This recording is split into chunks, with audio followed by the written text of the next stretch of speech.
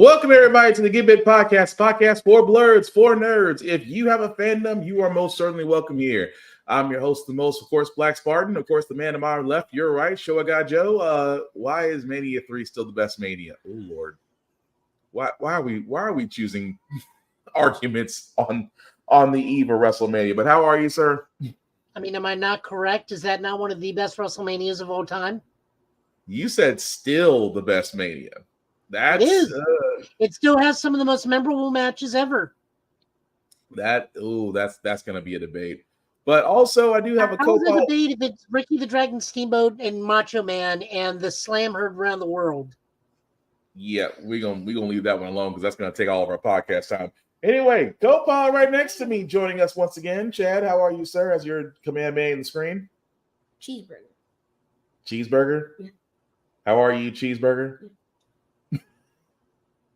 I did not realize we had a cat. That's like just cheeseburger. That being said, we are seasoned, but at the same time, guys, we do try to watch our language on here. There may be things that might be shown that might be too intense for younger viewers. So your discretion is advised. Aside from that, welcome. So, how do we actually start this off? A little bit of movie news, actually, because in the world of Marvel, people are happy about it. People are mad about it. People always have an opinion. What I'm talking about, guys, is Fantastic Four. We do have our Silver Surfer.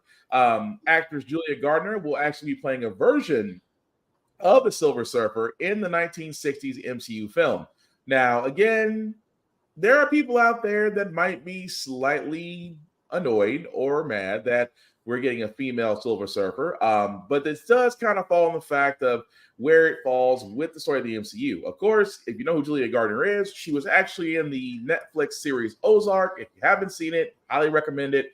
But I think she would do well. But again, I'm not mad about the casting. We can have a female Silver Surfer. If you've actually followed the comics, it's literally a story in itself with a certain Earth. But I'm not against it. But Joe, your thoughts on that? First off, when they casted her, I thought we were going to get Maddie Franklin, the Galactus Nova, not the Nova from Nova Corps, because we have Johnny Storm. But her being cast as the Silver Surfer version of Shalla love interest of Nornrad, the actual Silver Surfer, I applaud them for this. At this point, I am also fairly certain they are doing this just to piss people off.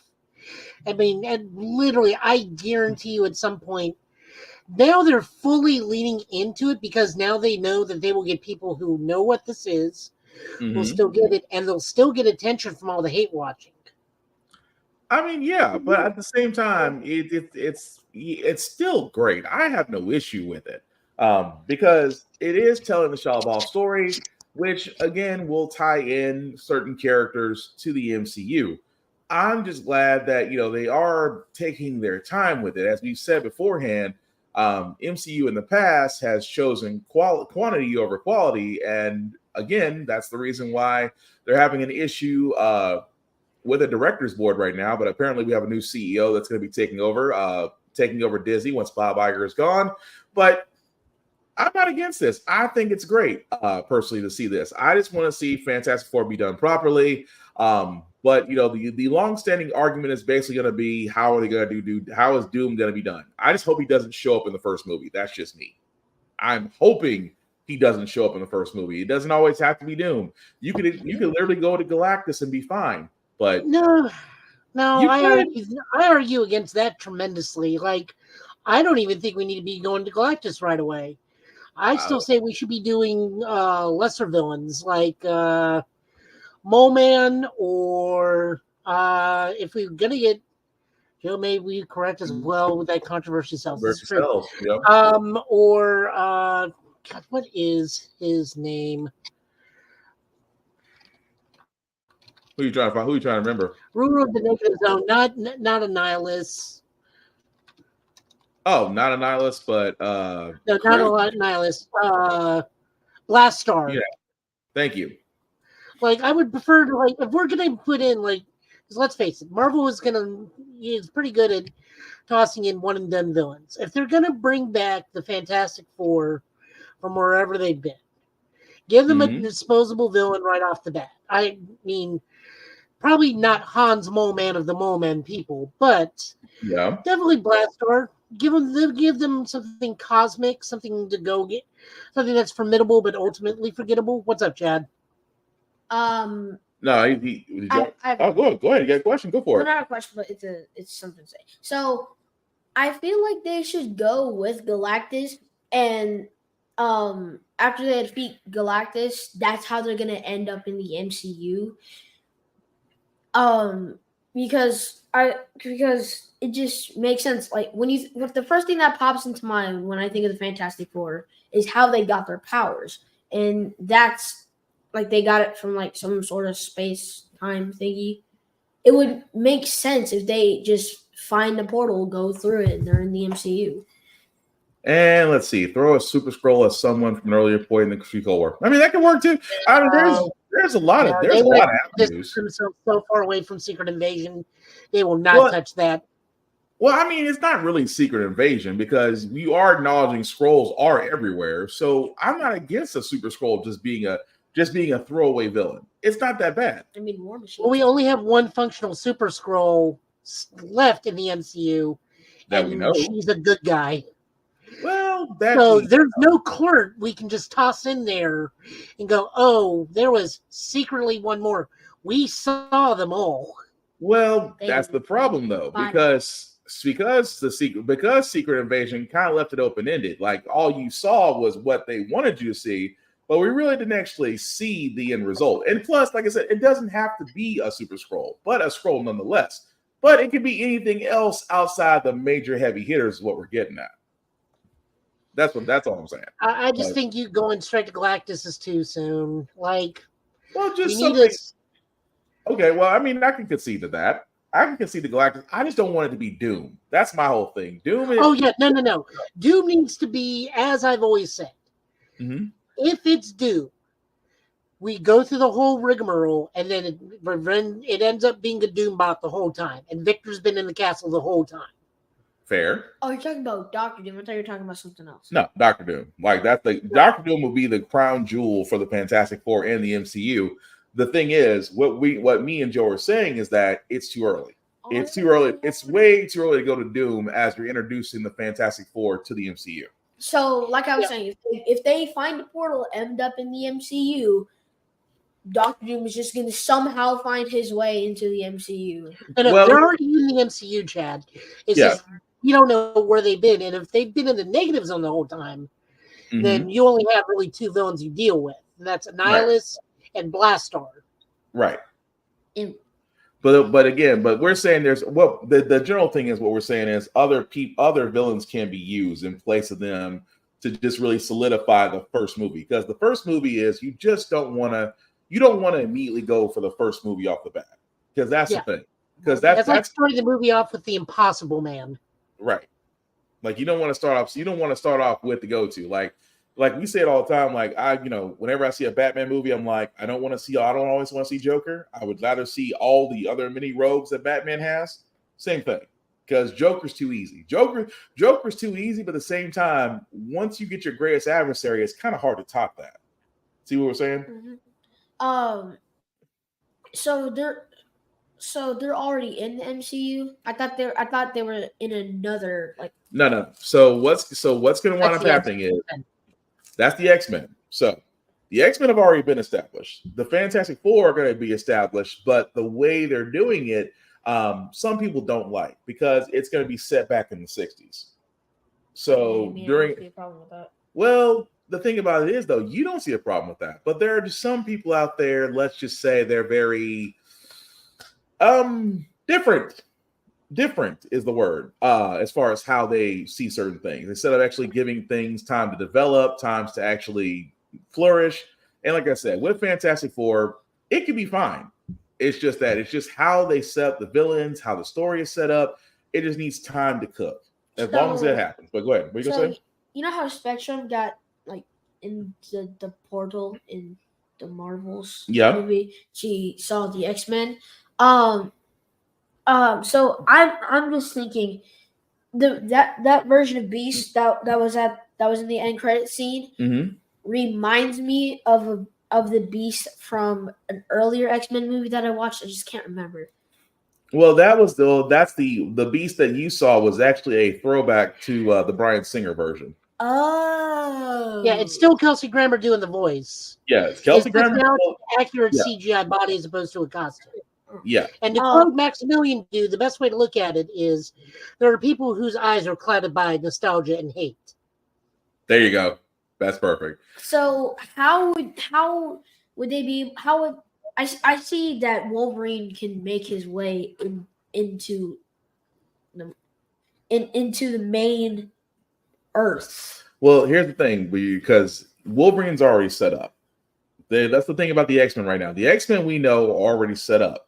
But the big thing is they're down the lines. That's the one thing about the MCU that's trying to do differently right now. Instead of just throwing you hero after hero after hero, we're setting them up to where eventually they're all going to meet. But they all, just like how they did with the Infinity Saga, you saw how every hero was almost different. Like how Captain Marvel's movie was really set in the 90s. And how Captain America was set back in the 50s, but you saw how eventually they all made their way to present time, right? So same thing. What was I going to say? If this is the X-Men that I'm thinking, then Cyclops is dead. No, because you're definitely not. No. Cyclops is very much alive. Okay. But here's how we look at this in the long run. Mm-hmm. It's just singing monkeys, mate. Don't put too much thought into it. Pretty much. But moving right along, guys, I did want to cover some Helldivers news because, again, for democracy, they actually have a new patch coming in, which unleashes blizzards and sandstorms and basically will increase the difficulty as you play. I'm not against this. I so want to play Helldivers 2. I haven't had a chance to play it yet. Joe, you can tell people, what did you think about it? I was in a blizzard last night, being mercilessly tracked down by multiple Terminators on a consistent basis. The only thing that kept me alive was a shotgun.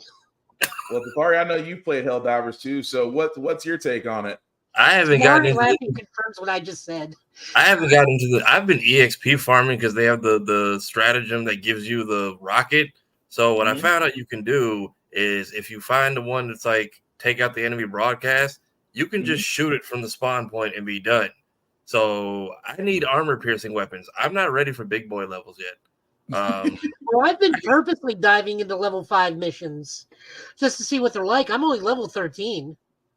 I'm like 11, but I need better guns. I need better guns and shorter cooldown times. I can call down resupplies and stratagems all day, but so let me tell you what I've been rocking with. I've been going with the laser as my primary weapon, and then one of my stratagems is the sword, which is the medium machine gun but lets you reload while moving.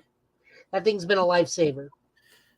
Maybe, because I keep getting to the levels where people are like, "Oh, do the objective and leave," and they're like, "Nope, we're gonna go take out every nest on the map." And I'm just like, that's what I've been doing. Do we get one guy? Is one person leaves and the other two follow? And I'm like, Usopp, I don't want to be here. We're done with the. Why are we doing the mission last? Well, it gets harder after you do it. I know that, but still, why do we need to take out every nest? We're like, why are we trying to run out the clock on every mission before we call in the extraction? I just want to get the samples and go. Well, true. Now I got Terminator ships. There was one thing that someone posted this morning where it says Ottoman spy returned to civilian life, or automaton spy returned to civilian life, and it was in game. It wasn't somebody in chat, and someone caught that and it's like, wait, what did that just say? So they've got Arnold Schwarzenegger's out there now spying with us. Yeah, our next thing may be a in-world army match against automaton sleeper agents in Helldiver armor. If this keeps going. Yeah, so that's the thing about this is where the thing that they're doing well is the fact that, so you want to increase difficulty? We're going to give you that. You want sandstorms? You didn't ask for? We're going to give you that. You want Terminators? plenty, which I'm surprised they got away with it, but I'm not complaining.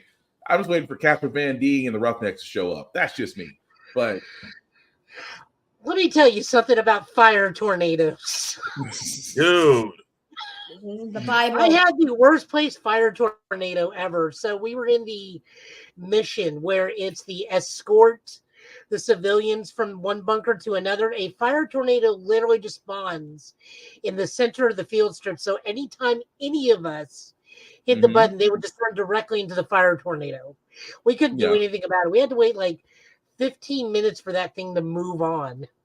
Nice. And they reduced the amount of people. It's like 15 instead of 30 now, right? I think it's 15 to 20, depending on how hard the map is. Thank God, because 30 was a big ask. Hey, 30 was They are making personal goals a little bit easier, because it was like kill 500 units with this gun. Now it's like, all right, kill 200 units with this gun, and then your next one will be use an Eagle cluster bomb to kill about 15 units. Like, I can do that easily in one particular map setting. Yeah. By the way, for democracy. But still, it's pretty fun. But move around. Oh yeah, I can't. I'm looking forward to playing it. Actually, you got a PS5. I should be using yours. But anyway, move right along, guys. I gotta cover this story because before we get to the Waffle House issue, Waffle House has found its. Before we get to Waffle House, hang on because you're thinking Fortnite. Give me a second.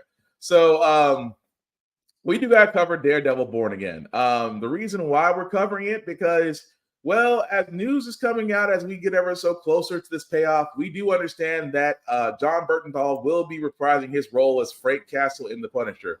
As you can see, his pictures there, and of course, we have pictures here directly right across from Charlie Cox, and of course, in his usual attire. Which, again, I'm not knocking it. I love John Bernthal's role as Punisher. I love the series that he does on Netflix, and I can't wait for him to get his series to come back on. But before I get to the other news about this, does this not make us more excited about Born Again, or is it just like we just need to wait for it to actually show on Disney Plus? I feel like at this point, with all the people they're throwing in, you could have just called it Heroes for Hire. It's basically the whole. Or just Marvel Knights. Yeah, I think they're saving. I think they're saving that for like some kind of Moon Knight and Blade. Well, that's what the guy from Isaac. Dang it, Oscar Isaac. Thank you, Oscar Isaac wants a Midnight Suns. He wants a Midnight Suns with Blade and Ghost Rider, which I'm not against. I would love to see a Midnight Suns. A Midnight Suns can do a TV role. I am completely for that. Didn't they have a game? And that gentleman that's in the Blade movie just wants a Blade movie to happen at this point. That Blade movie may take some. Woo! It's also, gonna take a lot. I'm looking at this picture. I couldn't tell who was coming back, Jonathan Bernthal or this dude who looks like Guillermo from What We Do in Shadows. Betty. It's not Betty. I really thought that was him. Oh man. Well, outside of that, there's another reason why I'm sticking on this page. Outside of John Bernthal actually being a part of Daredevil, we get this from Finn Jones via Instagram. For all those that don't remember Finn Jones, he did play the role many times that he said this, that he did play Iron Fist. He did play Danny Rand, aka Iron Fist, on the Iron Fist show that was on Netflix. We all remember our mixed feelings about this. And the thing about this is, because this is new and because there were more and more interesting characters than Iron Fist himself, well, it looks like from this picture, he actually might be getting another shot at it. How do we feel about that, fellas, considering the fact that the last two seasons of Iron Fist really didn't do that well? May I? Go for it. Okay, my first question is, how do you not forget Finn Jones? All he did was tell you who he was every episode, painstakingly. I don't care that you're Danny Rand anymore or that you fought a dragon. I just want you to start the damn episode. That too. I'm curious how he comes back as the Iron Fist because he got tired of getting punched. And last we saw, he had the Iron Glocks. So, like, what do we? And we gave the power away to a more useful person we have not seen since. So, I'm surprised that you had the Daughters of the Dragon was more interesting than Iron Fist himself. That's the part that always. I'm sorry. Go ahead, Joe. No, go ahead. Finish yours, and I'll go. No, I was just saying that the Daughters of the Dragon, the show, were more interesting than Iron Fist himself. Really? That's agreeable. The bright side to this is the only thing I see this is they give him proper direction and proper show running, which I feel was probably what was the problem with Iron Fist the first time around. But this also potentially rehabilitates Luke Cage's character, which I don't think any of us enjoyed the way season 2 ended. I don't know about you, Tafari. I know me and Will did not like how season 2 of Luke Cage ended. Right. Yeah, setting Luke up to kind of be the kingpin or whatever. I didn't understand what that was about, or if there was a story for that. I feel like they realized they effed up by killing Cottonmouth too early and didn't expect him to be such a fan favorite. And Bushmaster just Bushmaster was fine. He was great. He just those three having a conversation would have just been like the greatest. This is my territory, like the mind game, the mob game, and the street game. I feel like it was a missed opportunity killing him off with the mic stand earlier.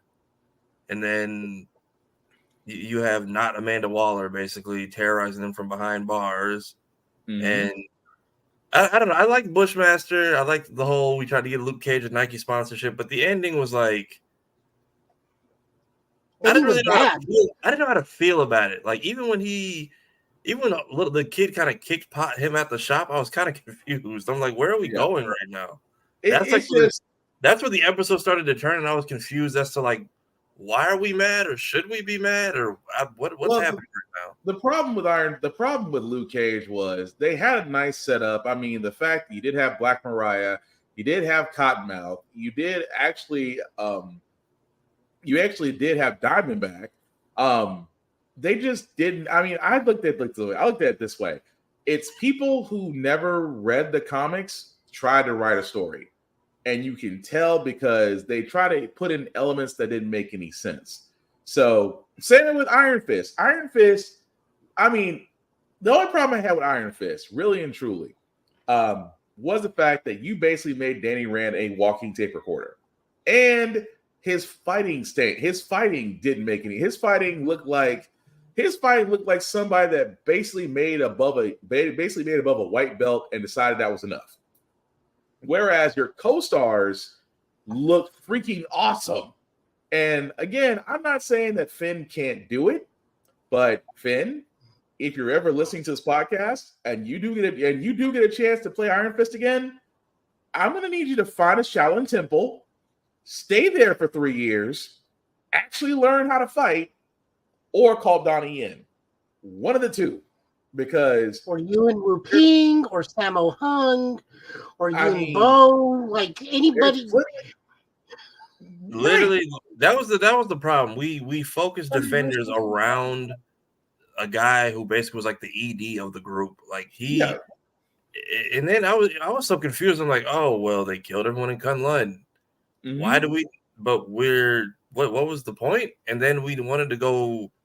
I couldn't tell if. That's another the dragon bone area. Mr. Final Max says the best thing right there. Called team from Shang-Chi. Yeah. No, called the choreography and stunt team from Shang-Chi. Yeah. What were you saying, Tafari? Maybe our Shang-Chi come in and train them. Like, I've seen your fights on YouTube. You're embarrassing. Let's try.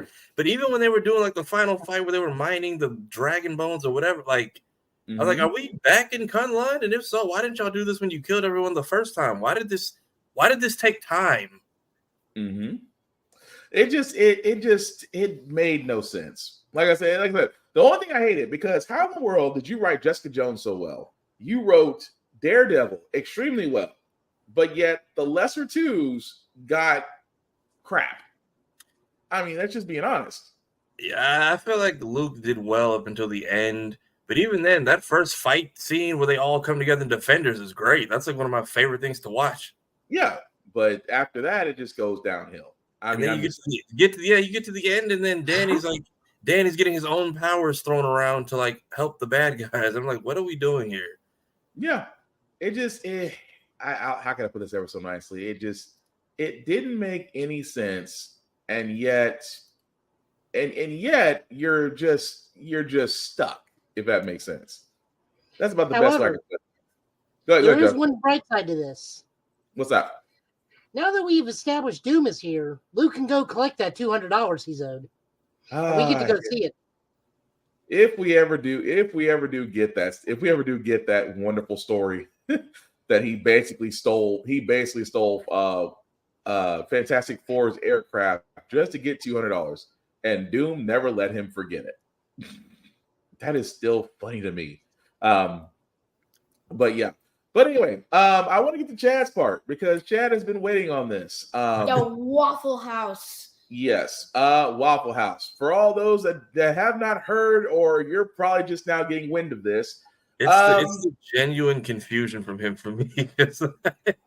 I know. God bless this man for entertaining this. I mean, it is funny, but at the same time, I have to bring this back up, and give me a second, guys, because I'm going to Twitter, because the only way this can be shown properly is basically by a series of events. Now, as we've all been saying, guys, if you follow Kichiro Harada, who again is, as we know, the guy that runs the show at Tekken, he posted this. And for all those that can't see, I'm going to say it. Okay, I only asked about this request once. Why do some communities send me requests for Waffle House? Please be sure to explain the basis for this request, including the original story, history, and background. I look forward to an explanation from someone who knows more. Now, because fighting game communities, because of this, and if you've ever been to Waffle House and the stories or experiences that you had, a lot of people would consider Waffle House the home of expert fighters. Take that how you will. What? Don't worry about that, Chad. It's gonna be over your head on this one. But look, Waffle again, House is for fighters. Denny's is for professional wrestlers. That's how you look at it. It's like a hyperbolic time chamber. There was a whole woman last year who caught a chair, like Captain Marvel caught a chair thrown at her. It's just, I mean, think about being in there. You experience all the elements and food at the same time. That's where you go to get your fighting stance. That was the crazy part. And then everyone went Super Saiyan when people from TikTok tried to ask for a Waffle House sandwich, and they found that it was going to run them $20+. Yep. Wow. Thank you, Mr. Final Max. Home of street fights and card game champions. Yep. Well, with that being said, guys, Mr. Harada did sit there and ask for an explanation. Go ahead, Joe. While I'm getting to the next part. Go ahead. One thing, and this leads me back to a Roy Wood Jr. skit. Mm-hmm. Have you ever seen that one where he talks about Street Fighter? Yeah. Where he talks about like commerce is happening in the background. Mm-hmm. That is Waffle House. It's like people are back there throwing fireballs, and I'm just trying here to get myself a grand slam.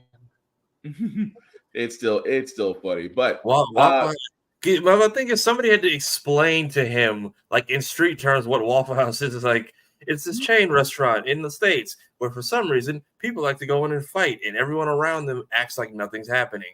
And like the Waffle House I went to when I was back in Florida, there's a street called Colonial, but it's technically I-50. Like it's I-50, but it turns into like 8 different streets. It runs that long. On the other end of 50 is where my grandparents live in Ocoee. On the opposite end is Pine Hills, which is exactly what it sounds like. And I used to see when I was in school, once a semester or school year, there are people eating and the windows are gone because there's always like a shootout. Nobody ever gets hit. Nobody who works there ever gets hurt. None of the patrons get hurt. There's always just a shootout in the Waffle House, and there are people eating with birds on the table like nothing is wrong. Isn't that kind of messed up if you think about it? The fact that it is completely normal. The fact that it's completely normal. And it's like once every 6 months for like 3 years, and then they just like, all right, we're going to pack this location up and move it to the other end of the street. So far, no crime has happened yet. But I wanted to get to the explanation on this. So after I guess a lot of people have actually responded to him, he does come back and says, thanks for the explanation, guys. And I understand that many people are requesting it.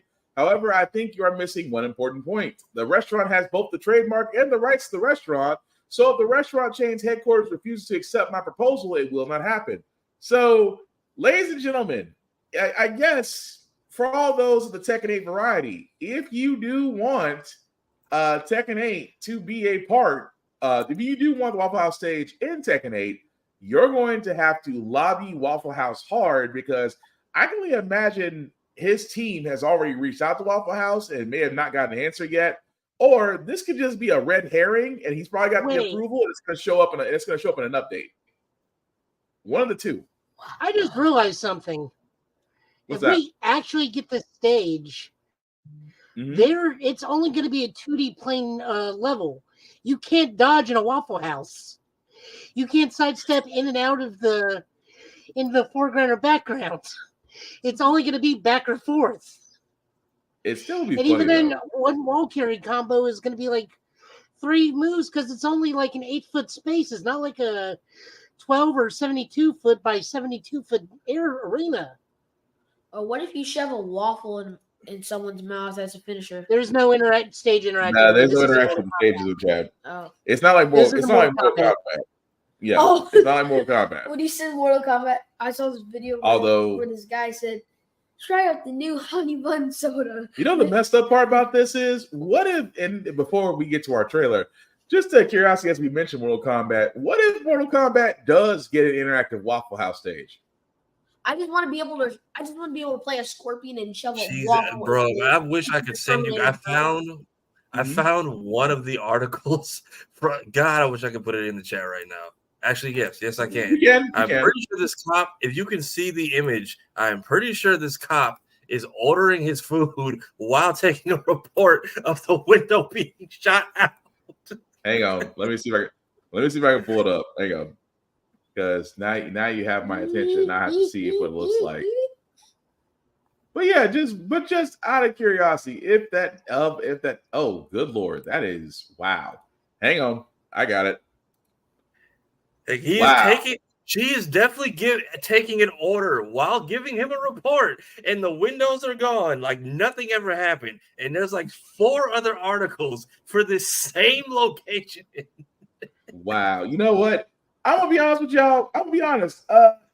Whether Tekken 8 or Mortal Kombat, this is marketing. I'm sorry, that's marketing. If we sleep on it and he's playing us and doesn't file for it, Mortal Kombat, Street Fight, somebody go ahead and just snake it if he's playing with it. I'm just saying, Waffle House has got to have a number that can be reached, and I really do think it is possible.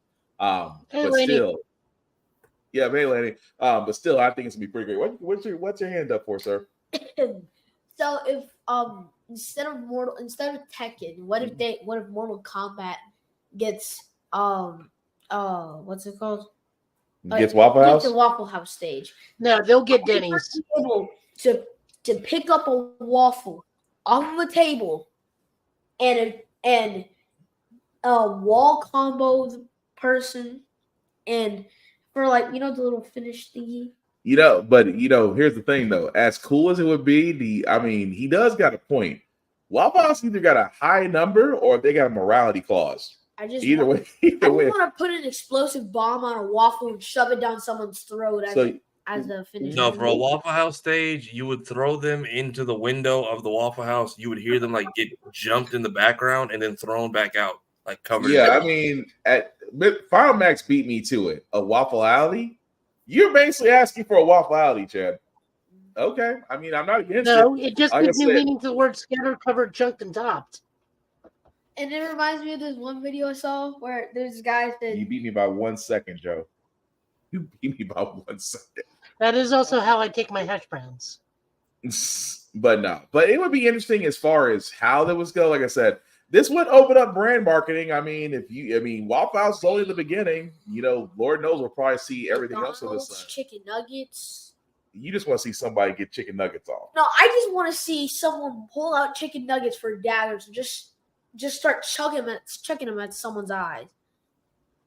Okay, I'm gonna leave that one. King of the Iron Waffle Tournament, we all agree. Mouth. That would be great. A fighting tournament sponsored by Waffle House. DreamCon, where are you? I'm just saying that's marketing gold. But Moving right along, guys, we do got to get to one of our trailers. We are going to start with My Hero Academia Season 7 as we get closer to their release. And here's a trailer for it. みんなで取り戻すんだ。戦いは避けられなくても、その奥にあるものを無視はしたくない。超人社会の行き着く先、来るべき未来から目を背けてきたお前たちにはわからないさ。ここで終わらせ、ここから始めるつもりだ。ヒーローは守るものが多い。だから負けるんだぜ。この戦いを終わらせるのが俺の使命だ。黙認されあちこちに蓄積されてきた歪み、それが俺たちだ。いいからやろうぜ。もう始まってんだ。有史以来の最強のヴィランとの戦いがよ。AD が誰も置いていかなかった。同じクラスになれたことを誇りに思う。バレチャージだ。チャージだ。頑張ろう。これは未来をつかむ戦いだ。友を信じ、必ず止めよう。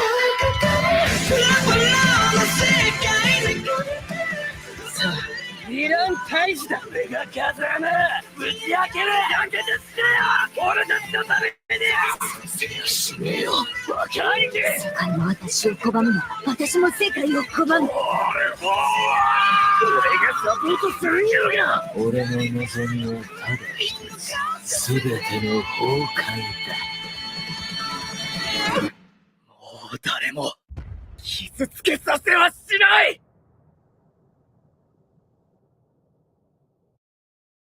All right, guys, and that was the season 2 trailer, season 7 trailer for My Hero Academia. As you see, it's not too far off from it being released. And again, I'm all for it. But guys, your thoughts on the upcoming season? Because I know a friend of ours, Mayhem Me, did ask about this because he kind of stopped watching. Now is the perfect time to watch just because it is starting to go into the final part of My Hero Academia, as it is going to take on the war with All for One and basically Shirogami.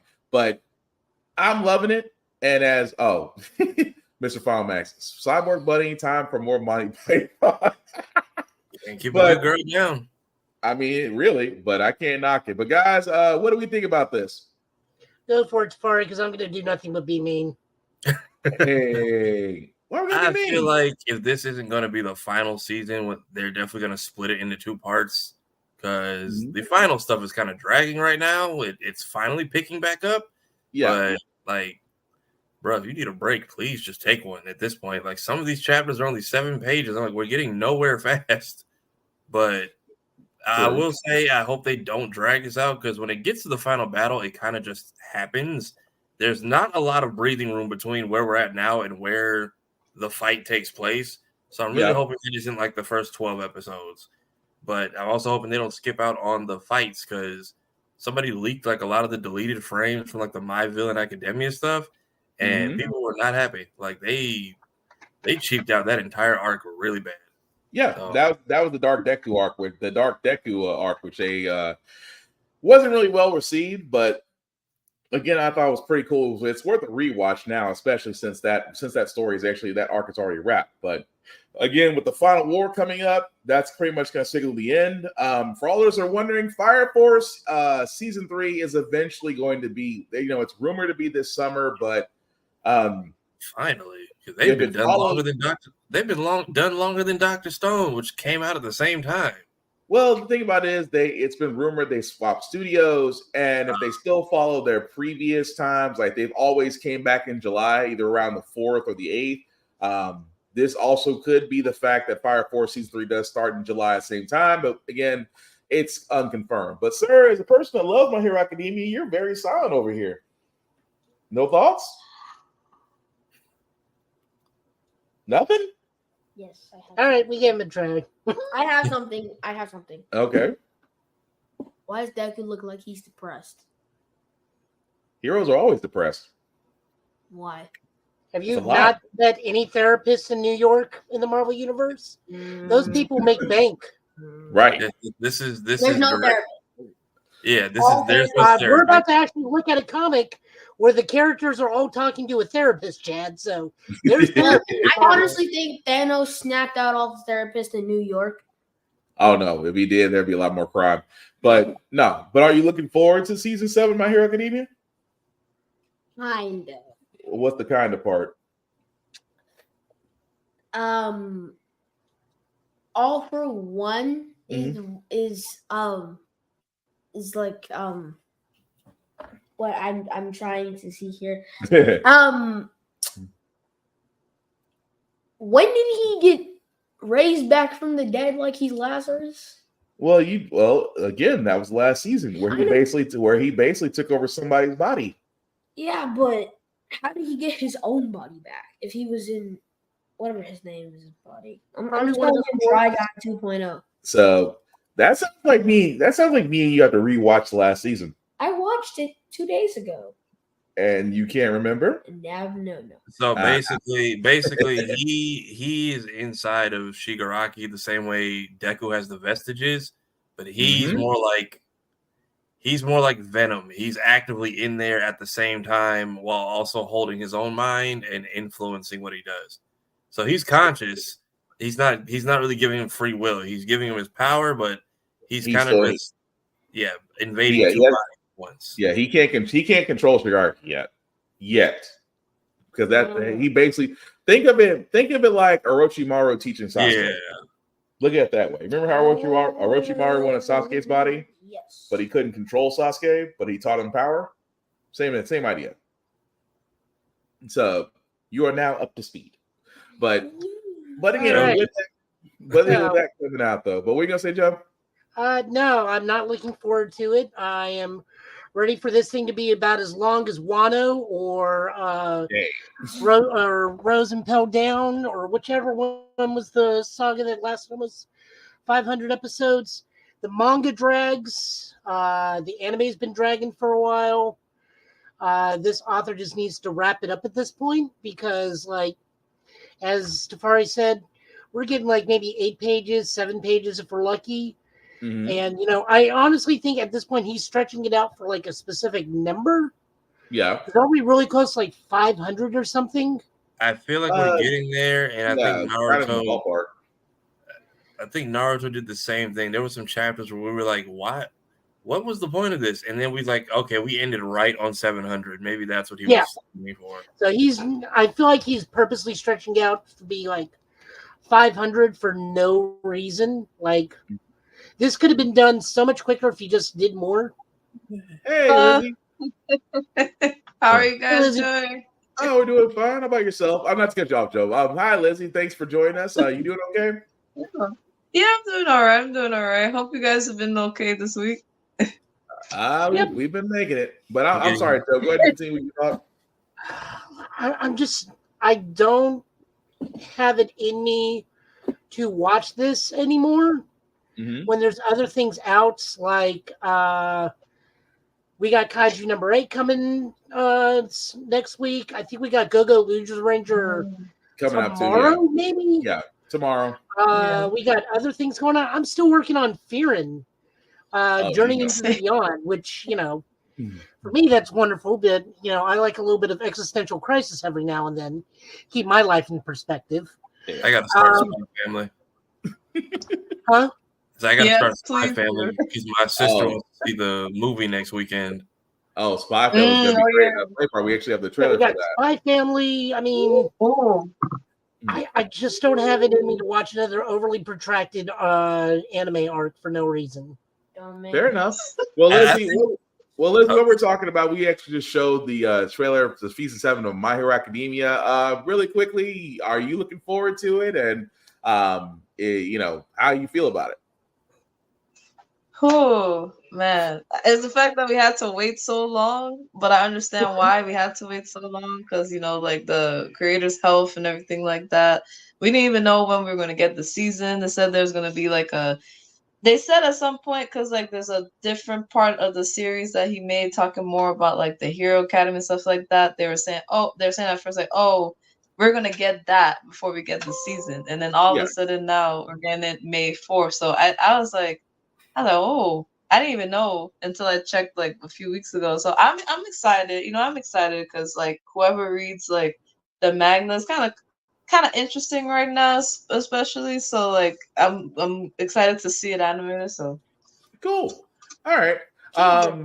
That's that. Well, I mean, I'm looking forward to it as well. I've loved My Hero since it started, and still find myself trying to go back to the manga and kind of remember some things. But again, still looking forward to it. We're still waiting on Fire Force though, because I need to show up. I need Fire Force to show up because I need to see if what I believe is going to happen is going to happen. But that's for another day. So a couple of movie news before we get to our summer of games, because really the next part of our news is really tied up in video games. Ryan Coogler has decided that he is doing an X-Files reboot. For all those that don't know about X-Files, especially during a wonderful time on Fox called The X-Files, which did do Mulder and Scully. Again, a great series if you haven't seen it. But anyway, Mr. Coogler himself has decided that he wants to do a reboot of this. And of course, Gillian Anderson, who did play Dana Scully, did sit there and say that she would be open to coming back into the movie, quote unquote. Maybe I'll pop in for a little something. She believes that Coogler is a brilliant director and thinks that they can take X-Files in a different direction, and that if she was asked, she would come back. So, what's the X-Files? Is that the show with the wrong beat, but you're right. You're in the right area. Yeah, he's in the right. You're in the right area, but wrong beat. Right. But no, the X-Files, just to at a time, was the X-Files before you? Yeah. Oh wow. I forgot. I keep forgetting Chad Ray sometimes. Yes, the X-Files was actually a little bit before your time. It was literally a story about the paranormal that was investigated by 2 FBI agents, and it was a great show for its run. And now they're trying to bring it back. Is it basically supernatural? Supernatural, more extraterrestrial or cryptid. Thank you. Yeah, more extraterrestrial. This is the theme song. Power Rangers went off and X-Files came on. You cross into adult territory. Yeah. Thank you, Mr. Final Max. Raising a new generation of conspiracy theorists. Yeah, yep. That's the last thing. But what do we think, guys? I mean, do we want to see a reboot of X-Files, and do we want to see Jillian come back and revise her role as Scully? Do we want to see old boy come back as Mulder? Just curious. I don't think we'll get David Duchovny to come back. I think he's one of those types of people, but I think Gillian Anderson will be great. I do want to see Ryan Coogler do this because we all know he's a colossal anime nerd.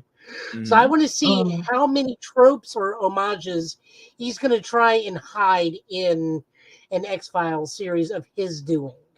Because we all know he's done it in Kong. Mm-hmm. He just straight out says, like, no, Kong's just a Nazaru. He's just a Nazaru. We paid homage to Dragon Ball. Mm-hmm. So I want to see what goofiness he can hide in this. Fair enough. Safari, Lizzie, what do y'all guys think? I was too young for X-Files, so I'm not afraid of diving into new territory via a return. So Coogler is enough of a dork like us. I'll give it a shot. Okay. Lizzie? Yeah, I mean, I have a little bit of probably just because my aunt, she's into all of those things and all those things related to it. So I watched a few episodes. I'm not that knowledgeable in it, but I mean, I'm always into things like that. Like you said, right? Ryan Coogler is up that alley where I feel like he can put a twist to it. So I mean, I'll see how it goes. See if it's good. Nice. I'm the same way. I remember the X-Files. I love the series. I would love to see what Coogler does with it. I would love to see both Mulder and Scully come back. But like Joe said, getting Mr. Duchovny to show up, just don't hire the guy from don't hire the guy from Aliens. I was like, that guy, the guy with the messed up hair. It just goes back to that meme every time I see it. But again, I would be all for it. But aside from that, outside of an X-Files reboot, are we ready for another Matrix movie? No. For some odd reason, there is a movie in the works with Drew Goddard directing, Lana Wachowski executive producing. This will be the first time a Matrix film will not have a Wachowski directing. Right now, there is no note on whether or not Keanu Reeves or Kate Moss. Thank you, or Kate Moss or Lawrence Fishburne will be revising their roles.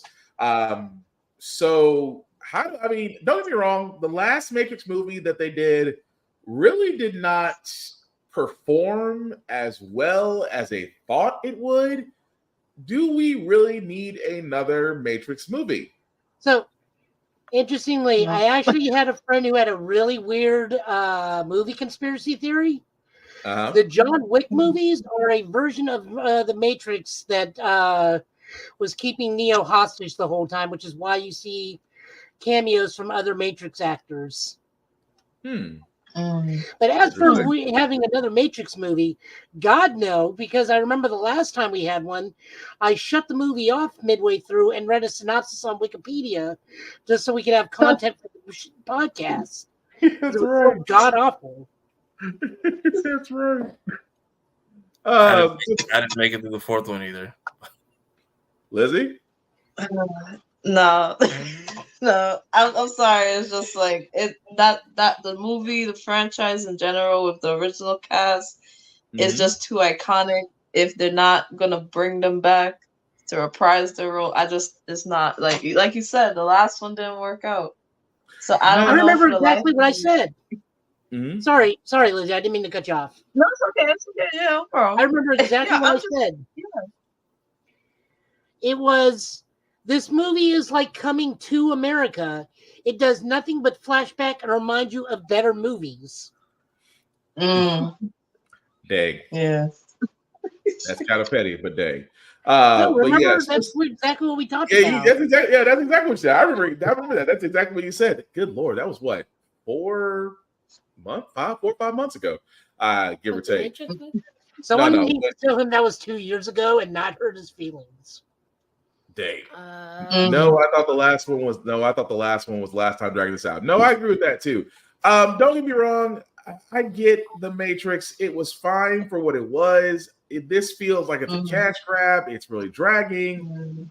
You guys let us know in the comments what you think. I just don't see the benefits of another Matrix movie. I really don't.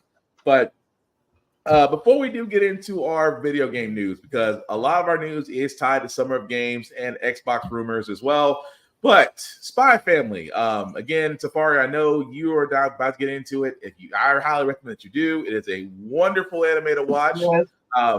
That being said, the first OVA movie for it has already came out, and the trailer about to play is basically called Spy Family, Code White, and here's the trailer. We've lost all contact with our agents stationed in Phrygia. You must retrieve the microfilm without fail. It's going to instantly destroy the fragile peace between the East and West. Pack your bags. We're heading out.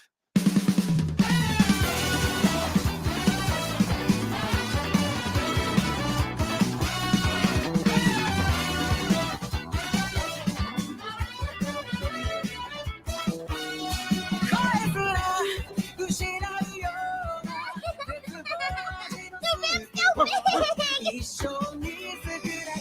that Lloyd? Did I just see him kiss her? Who's there? My flower divination will tell me where you're hiding anyway. This chocolate thief! Super evil do it! That's good. We went through the trouble of hiding the microfilm in a truffle only to have it eaten. Don't take this personally. I'll get them back, whatever it takes. I told you before, war is upon us. Obliterate him! Do not let him escape! Pardon me! I'm looking for my husband and our little girl! You fool. Your family will perish in flames. I'm counting on you, Twilight. That microfilm could change the world. Consider this mission completed without a hitch.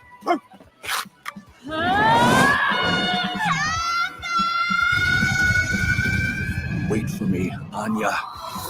Spy Family, Code White.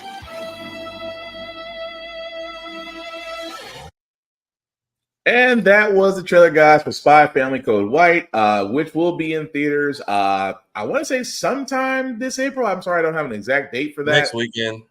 Thank you, Tafari. Yeah. Yeah. But it just Sorry. it looks great. So guys, roundtable. Are we watching it? Are we going to go see it? How do we feel about it? I'm See, like April- internal April screaming. 9th I'm April internal 19th. screaming for it.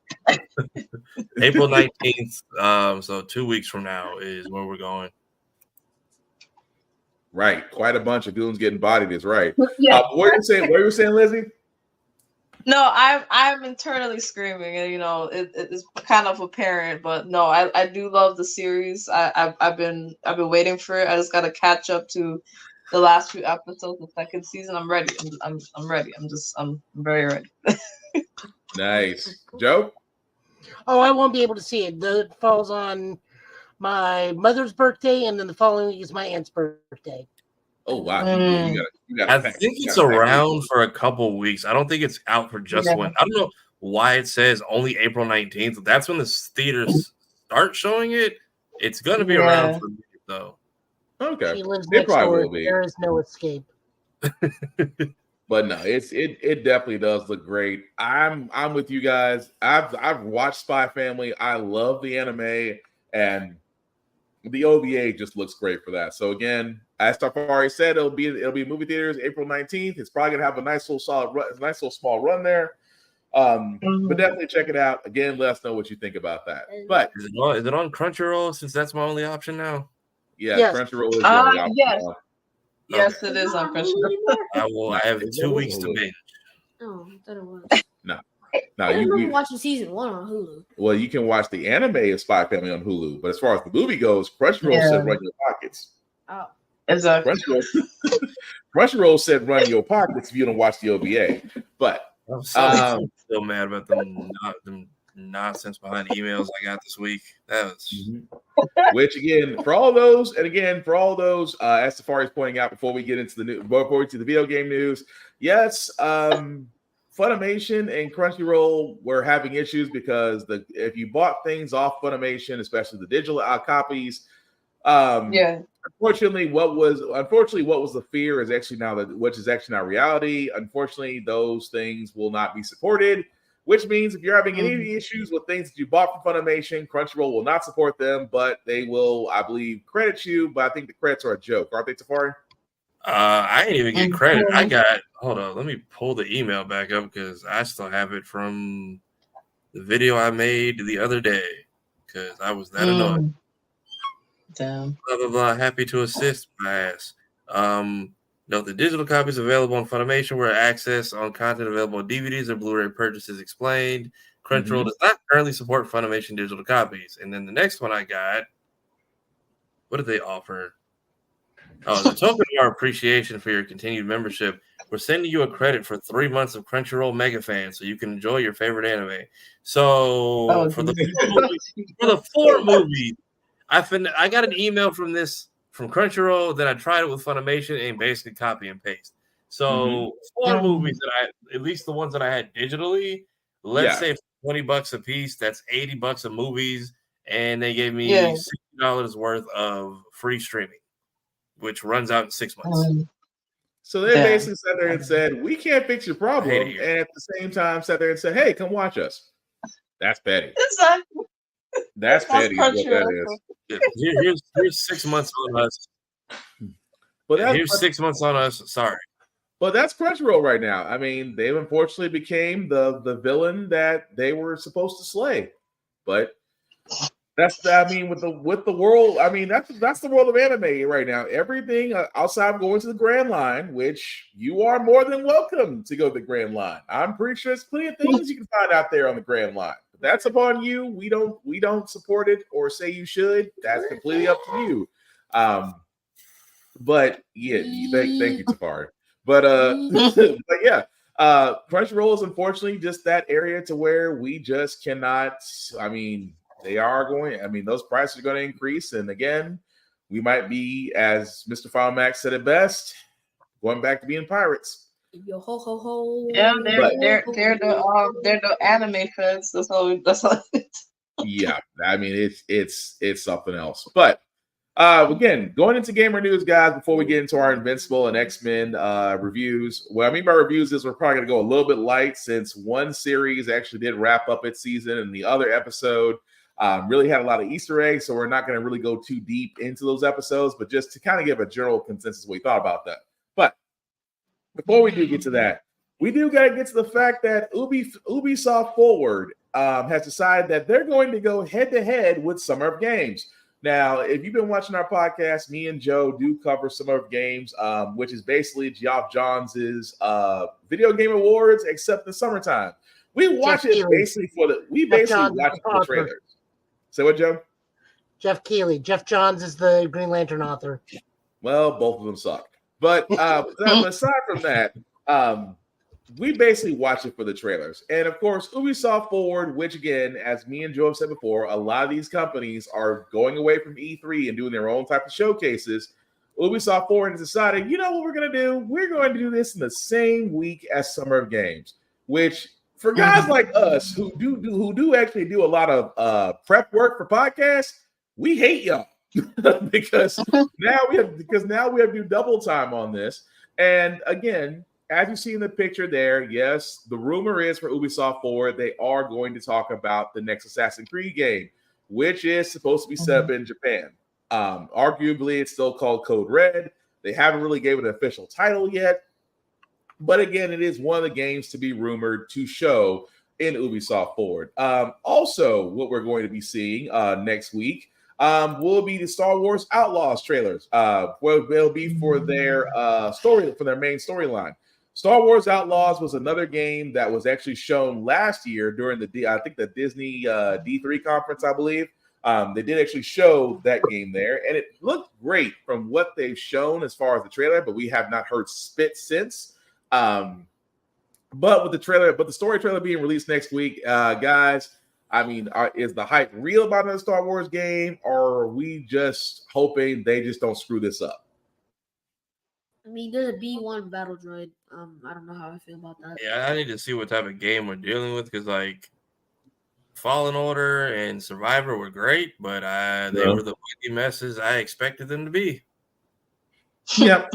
And this one, and again, for all those that don't remember about Star Wars Outlaws, it's basically supposed to be what the Mandalorian game was supposed to be. It was supposed to be open world. It was supposed to be third person. It was supposed to be their version of just traveling through the Outer Rim. Basically, you're basically Han Solo in so many ways. But it's supposed to have a divisive story. It's supposed to be interactive. It's supposed to draw you in. It's just the fact that since that showing back a year ago, we haven't heard spit since. So to me, I'm expecting a lot with this trailer next week. It better either make or break the hype. I think that, I want to be on the positive side and say Disney may have a hit. I'm not very sure because we have heard zero status about it. But I mean, guys, what do you think about that one? Because I see Lizzie is kind of like in the I don't know stance. Like, is that how you feel? Because like from my friends that like play games more often than even I do, and like just the track record that I've heard, it's been a very bad toss up. So I think at this point they're just like their expectations are really low. So they're like, as long as they don't mess it up. So that's why I'm just like I'm praying that it goes well. I mean, I can understand that because I was on the fence with Survivor and with the Jedi games, and I thought that both games were done very well. So I'm kind of hoping the streak continues, but we will see. But what did you say about this, Jay? You didn't like the droid? I'm not saying I don't like the droid. It's just the B1 battle droid. So the B1 battle droid, why are we against it? Why is there a B1 battle? What does a B1 battle droid have to do with this? Well, he could be an outlaw. Yeah, but and also another thing. Why is there just an axolotl on someone's shoulder? A lot of questions that we hope to get answered next week. Okay. But that's the way we look at it. A lot of questions we hope to get answered next week with the trailer. So basically, space Laura Croft. You say that like that's a bad thing. Guy who doesn't know what he's talking about right Wait. Repeat that first one one more time. Space Laura Croft. Space Outlaw Lara Croft. Same thing. Space I like how he says that Outlaw was Lara a bad Croft. thing. It's not a bad thing. It just I've never heard it put that way. I mean, I was gonna acquaint this to Uncharted. We've already seen the gameplay trailer from the initial build, and that looked fantastic. Yeah, true. I still wish we could have got our Mandalorian game, but that's Space just me. Outlaw Lara Croft. Yeah, mad guy who has anger issues right there, and he looks depressed. Axe He's the water from the Empire, so he's British. Yeah, I mean that's how he always look. But Ahsoka Tano's brother in the bottom corner. Oh, you're talking about that's him. not Ahsoka. That's not the right race. So don't be a spacist. Or Ayla Secura's people, ain't it? The Twi'leks? Yeah, that's a Twi'lek. Either way, it looks like it's going to be interesting. But we do have a couple of rumors though. One I'm kind of mad about because Phil Spencer. Again, if you ever do watch this podcast, sir, I'm gonna be angry if this is an April's Fool's joke. Because at the next big Xbox event, and again, this is a rumor, take it with a grain of salt. We are supposed to see the next installment of Gears of War, labeled Gears of War 6. Again, this is rumored, it is not confirmed. It's supposed to be at the next big Xbox event. As a guy that loves Gears of War to the point to where I go back and play it multiple times, and the fact of how you left us hanging on Gears 5, I hope this is true. Only because I have been saying this in the world of multi-person games and open world single player games.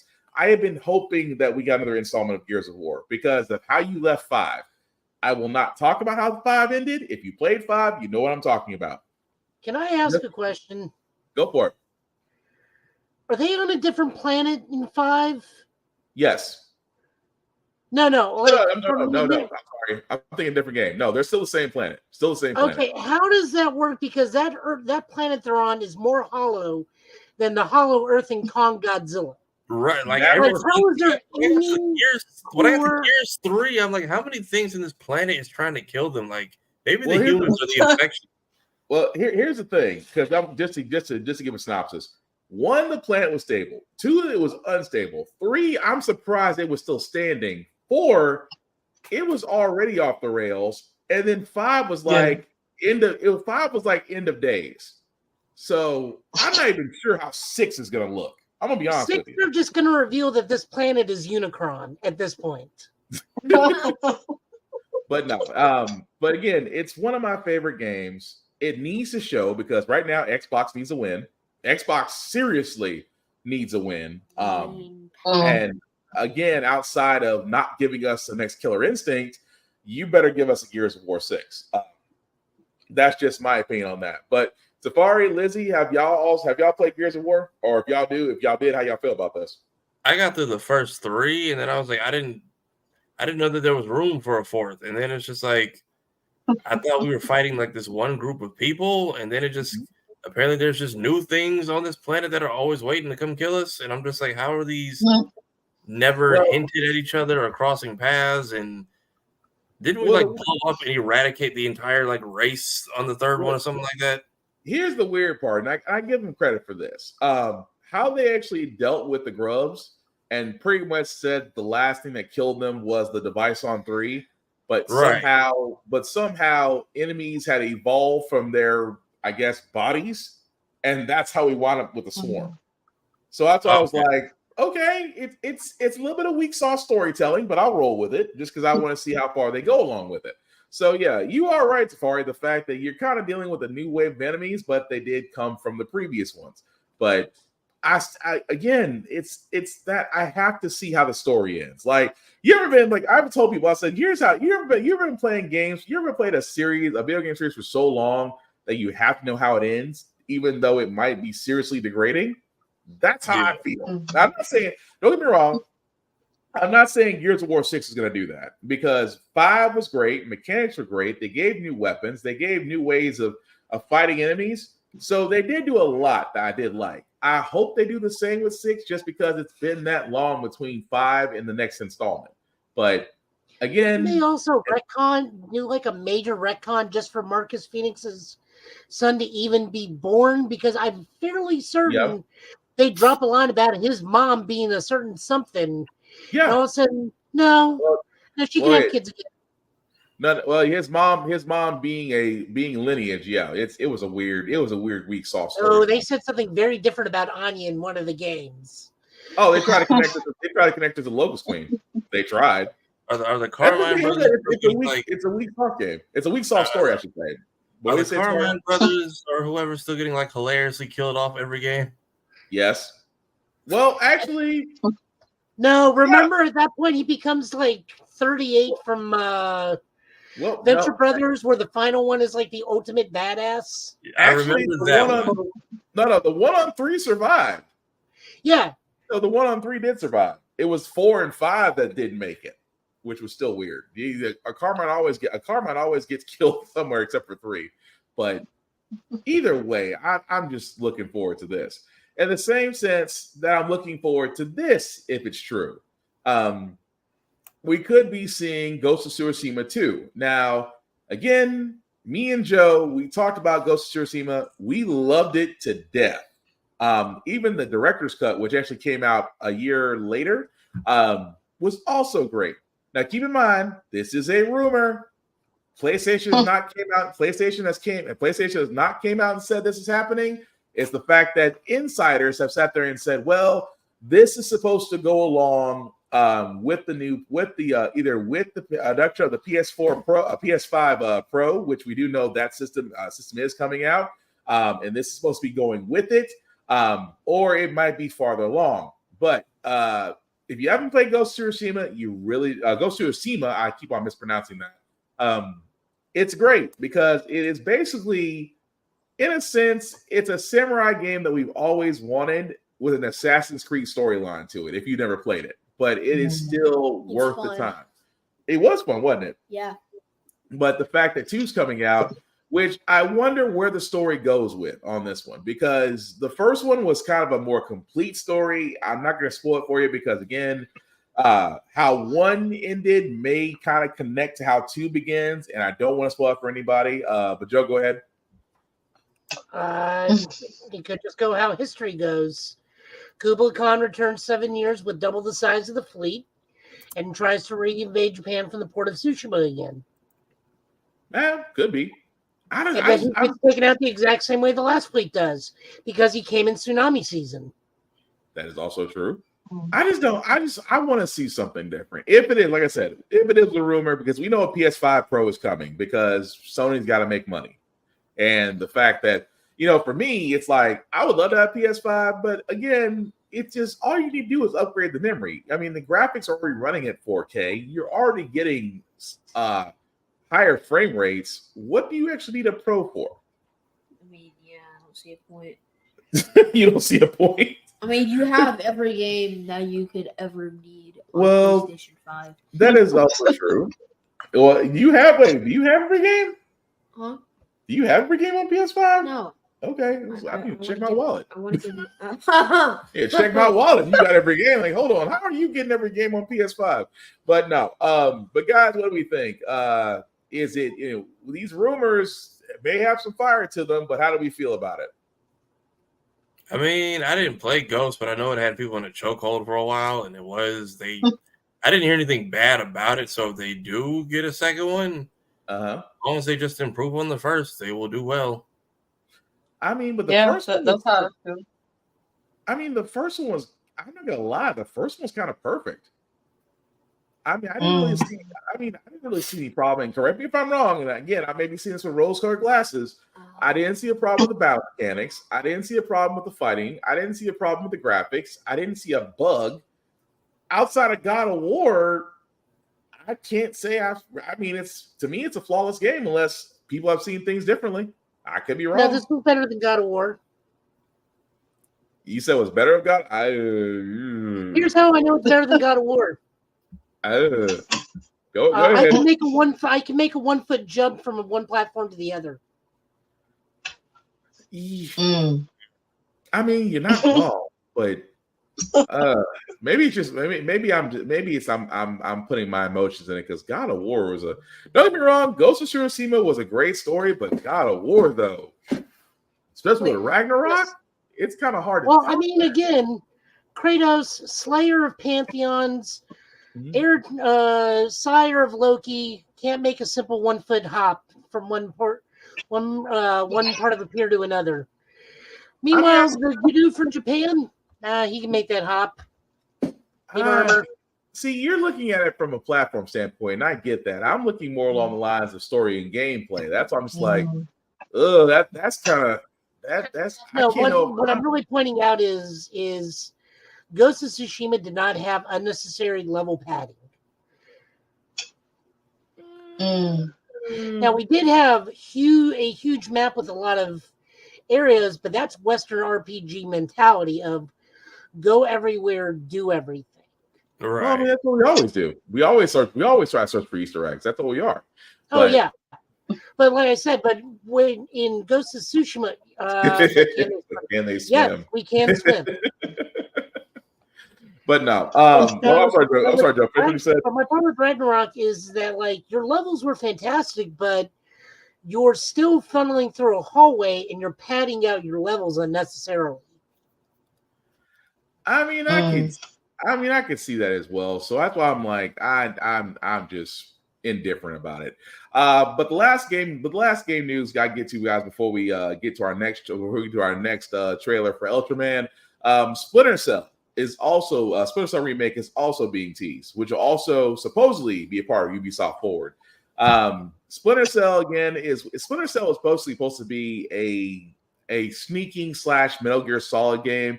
I love the last one. I love the last couple of games, the Blacklist, Retribution. I kind of hope there is another one just because of that. But again, it's supposed to be rumored with Ubisoft Forward, so we'll see whether or not it appears. But Splinter Cell fans, aside from me in this podcast, are we feeling about it? Or are we like, why? I was not a Splinter Cell person, so this one is above me. Lizzie? I have limited knowledge. I've heard from my husband. He's only got to play a little bit, so I'm just kind of just like hope for the best. You know with these rumors, because it could be a rumor and then we find out like 3 years later it's not a thing. So I'm just kind of just like, let's see what happens. I would be heartbroken. I would be see, it's not there for Gear 6 to me. Like it's like giving me a Halo game I can actually care about, because Infinite could have been so much better, but I don't want to go down that route. I don't want to do that route of ranting. We'll be here for the next 2 hours, and I don't want to do that to anybody. But I am hoping the rumors are true. But as we get closer to Summer Games, we'll actually see a lot more about that. So hopefully we'll get some solidified answers. But we definitely will be talking about the trailer for Star Wars Outlaws next week, whether or not it makes or breaks the game. But Ultraman Arc, before I play the trailer, Joe, you want to let people know what it's about? So much like last year, we finally got the trailer for the new season of Ultraman, which will be able to be watched on the Ultraman channel on YouTube for free in both multilingual simultaneous release. Much like last year, we had Ultraman Blazar, or as we just like to call him, Caveman Ultraman, because literally that was the biggest thing on that one. He really was just Caveman Ultraman. We are doing a new series, Ultraman Arc. This is the 34th entry in the Ultra series. He will be simultaneously streamed and dubbed with English, Mandarin, Cantonese, Taiwanese, Thai, Indonesian, and Vietnamese dubs with subtitles. The biggest note is that the director for this series, as soon as I can find it, is where are you? Staff. There we go. Takanori Tsujimoto was the last time he did anything was Ultraman X.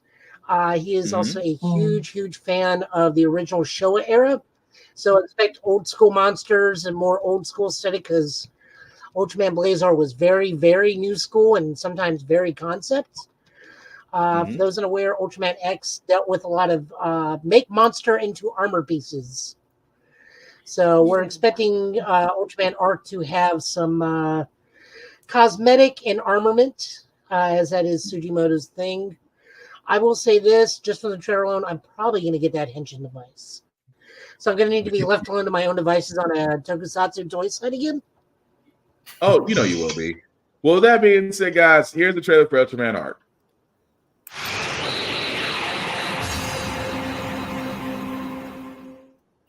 Yeah.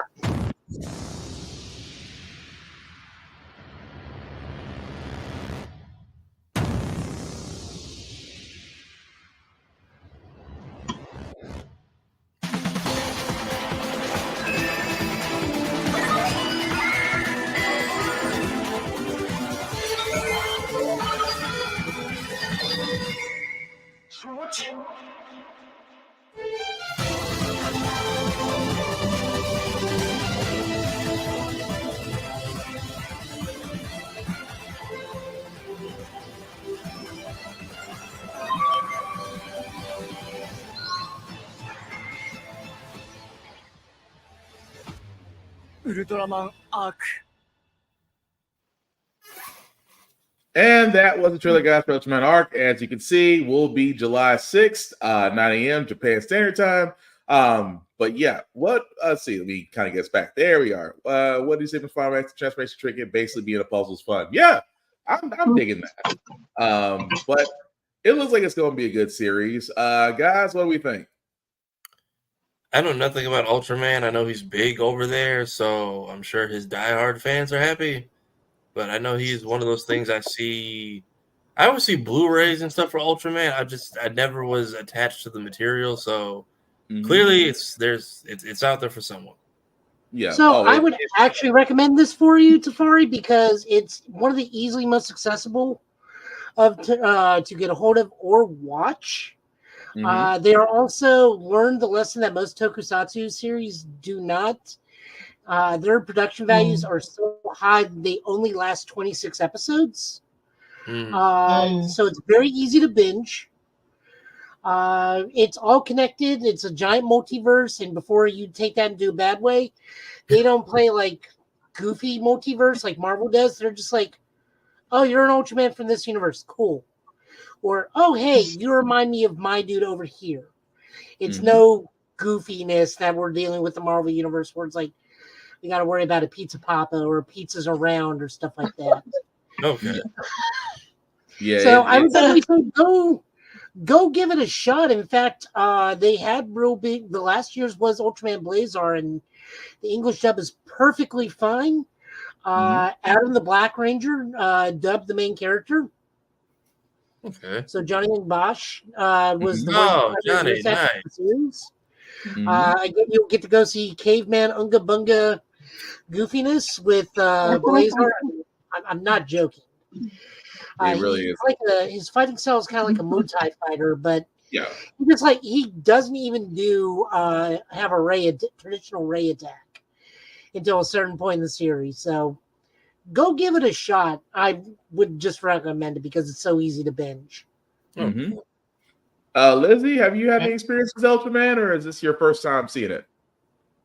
I've heard about it. I haven't really delved into it, but I like just from the trailer alone. I like how they're just like, "This is what I am.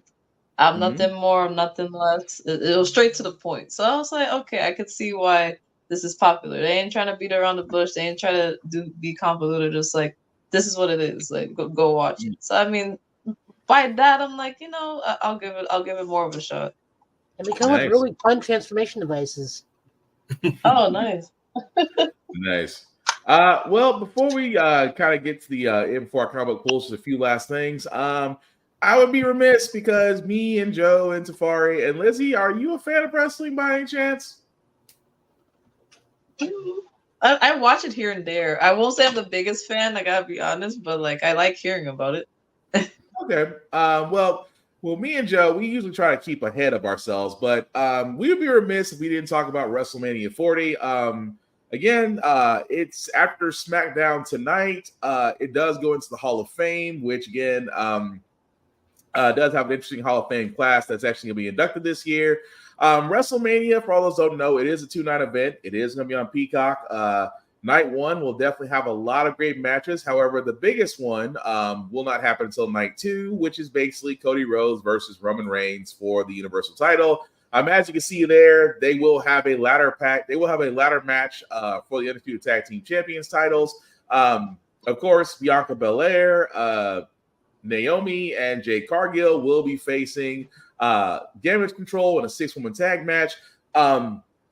Really quickly, and I wish I had a picture of this because the one thing I will say about this type of WrestleMania is the fact that we're seeing a lot of first. And the first I'm getting at is more representation, especially for black athletes. And again, to actually not only see at one point we saw Bianca Belair and Sasha Banks at the time headline WrestleMania. We're now actually seeing 3 black women actually have a main match in WrestleMania. So there's a lot of great things. I'm sorry, what are you saying, Tafari? I was saying salute to them because even that picture being out. Yeah, I had the picture up and I should have actually started out with that, so I apologize. But yeah, it's the whole thing of just all of that actually happening. Again, with everything else going on WrestleMania, it is just really and truly a great time.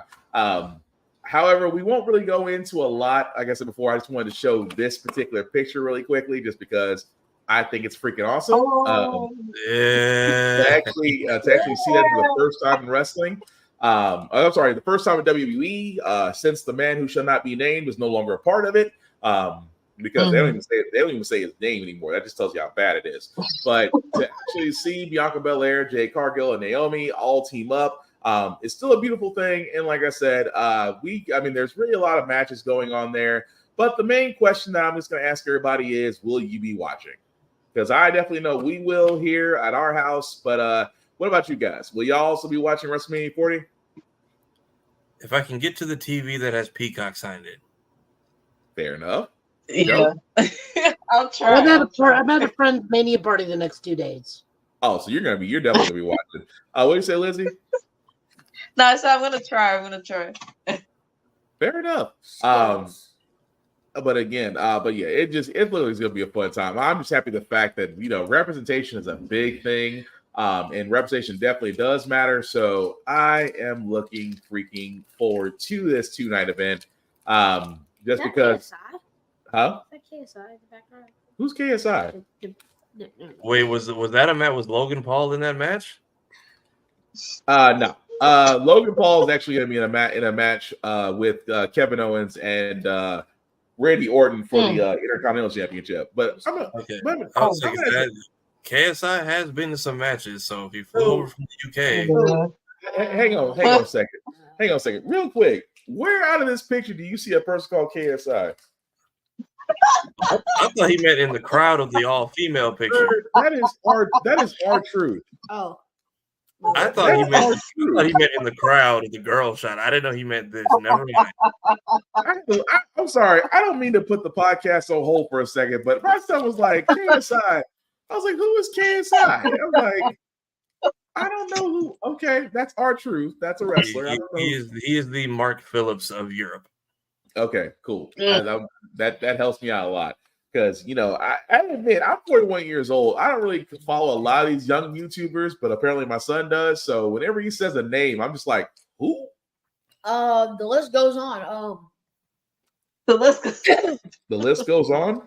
How do I start with this? Give me one name because you've got a list. One name. Okay. Corey Kitchen. Who? Corey Kitchen? Yeah, why not? That's a person? Yes. These are all people like my age and up, though. So they've been around. Okay. They've managed to reach his generation as well as mine, but okay. Yeah. I like horror games and stuff like that. Okay, I'm just gonna take your word for it because he's in our territory. Now I feel really he was old. The taxi driver in Five Nights at Freddy's. I feel old as all get out right now when he's seeing me YouTube heroes. Anyway, me and Safari is the same generation, so okay. As long as y'all know, because I was going to ask a whole lot of questions this podcast. But no. Really quick before we get to our comic book pulls, again, the episode recaps for X-Men 97. I'm gonna be honest, because again, it is still fairly fresh. So because it is fairly fresh, we're not gonna go into detail about it. If you have seen it, I just want you guys to kind of give your synopsis of it.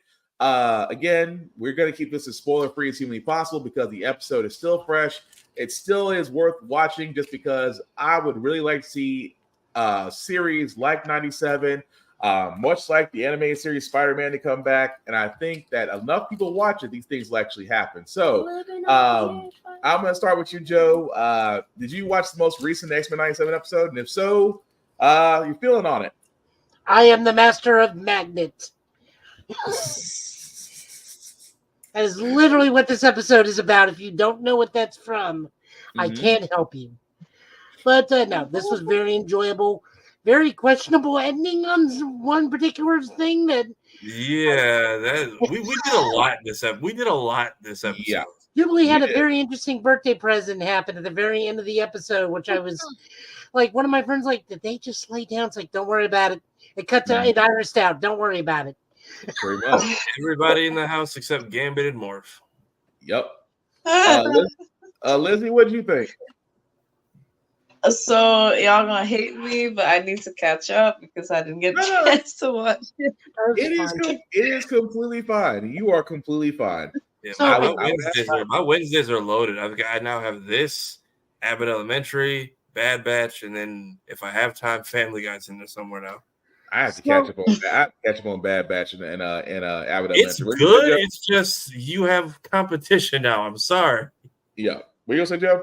I did notice one Easter egg is that the original Jubilee actress was the character in this episode. Yep. Now you can give what's yours, but you can't spoil it. Can't spoil it. Right. It's good. That's up. Fair enough. It's good. Also, it's clearly somebody got put on Ozempic from 96 to 97. Yeah. I get everybody back. I didn't realize she didn't come back for the role until the cameo popped up. They sound the same, to be honest. Yeah. The only thing I'm very confused on is why Storm is getting like a very split off B story. Yeah, I heard in about its own episode. Like, I feel like I'm glad she's getting like her own story to tell. Yeah, but I want that as like a full episode, not as like a detached B plot from the rest of the series. I mean, fair enough, but I give it time to cook on that one. I'll give it time to cook, see where they go with that. But did she not meet him last season of the last show? Because I could have swore they all met, but it was pretty much just Forge and Charles Gunn's like, cool, we bouncing. That was pretty much the only interaction. Okay, because I was like, how do you not remember him? Yeah, because I think that was I remember what it was. That was an Iceman. That was the episode where they reintroduced Iceman. Yeah, and they had to fight the Wyman, their offshoot reboot people. And no. X Factor's a real thing. They were a Peter David team working for the government. I have most of that run. Okay, and then didn't they come? And then the Phalanx in season 5. Didn't they do a Forge with that again? Yeah. Unless Storm wasn't in that episode, I don't know. They always conveniently. You're the right ballpark. Yeah, because they always conveniently remove the isolate the X-Men that they need for the episode. They were not together in the comics at that point. I think at that point they were still teasing Wolverine and Storm. Yeah. Which we teased that for an episode and we went right back to Jean. Yeah, but now to be fair, that was an alternate future. It was, but then when they ended with them flirting in our timeline, it was just like, oh, they're going to an alternate timeline. Nope, there's just a red flash of light, and no one's gonna ask what that was. Pretty much, but no, it was still a good episode though. So I mean, I'm looking forward to it. Lizzie, you definitely will be looking forward to that one. I still want to know your thoughts on that when you do actually get to see it though. But aside from that. Aside from that, we did see the season finale of Invincible again. the way I can explain it, I don't think. I mean, the ending itself is leading up to the third season because a certain character was introduced, and because a certain character was introduced, I'm concerned for Mark. If they decide to go that route, I'm kind of hoping they don't. But it's Amazon Prime. Invincible is not a kid's show. They just might go that route. But again, it was a solid season finale. I love what they did with it. The fact that they really showed a side of Mark that I think is gonna be very different come next season. But I loved it. Tafari, did you get a chance to watch it? I finally saw it last night. I like how they dodged all the legal smoke with the cameos. That was great. Oh yeah, that part. Again, if you want to know what the cameos, the reason why I'm not saying them is because they are definitely worth watching. Lizzie, do you keep up with Invincible? Were you able to watch it? Yeah, I was able to watch it. Like you said, I don't think people are prepared what's to come next season. That's all I can say. Yeah, it's gonna be. Whoo! Yeah, I like it. Well, let's just say when you're old enough to watch, I'll tell you. Okay. Right now. Just brace yourself. I feel like the characters are usually smarter than. I feel like there's so many times in the plot where like the characters are smarter than they lead off. Because even when his mom was reading him, and I was like, why do we not make this a longer conversation? Yeah, you are mad at him from every other reality. Why are you torturing the one good one? Why don't you go back and fix the other 1,000 planets you came from? Why are you here? Also, if you were so much stronger, why did this white woman's vase cut you like that? And that should have told Mark, who has who's fought enough to realize you can't be that strong. My mom cut you while I was away. Also, shout out to Sterling K. Brown.